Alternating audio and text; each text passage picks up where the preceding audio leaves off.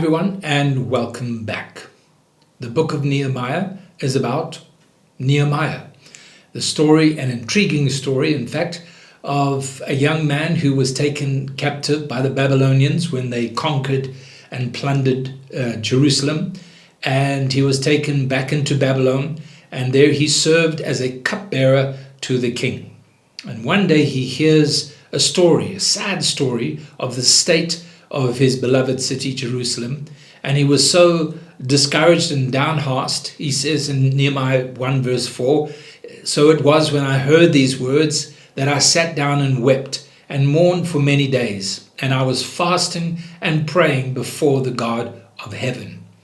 And it was in that attitude of heart that Nehemiah received command from God to go back to Jerusalem and to help in the process of its restoration.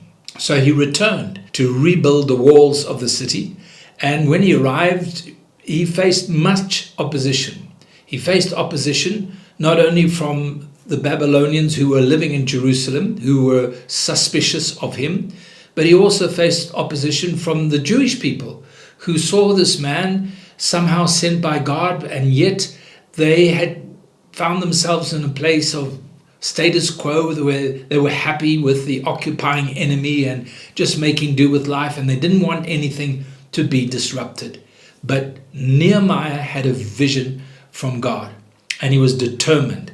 And it says in chapter 4, those who built on the wall and those who carried burdens loaded themselves so that with one hand they worked at construction and with the other they held a weapon. And yet Nehemiah stood his ground.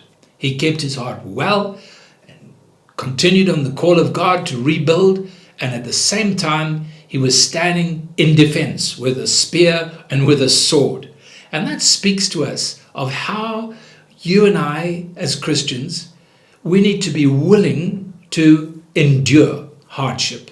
But you know that God has put a vision in your heart. You need to hold to it, stick with it, and at the same time protect yourselves, not with a sword or a spear, but to protect yourself from hardening your heart, protect yourself from bitterness, protect yourself from the arrows of the enemy, the discouragement, the distractions, all of these things. That's the word for us. Hold fast, keep going. God is with you. God bless.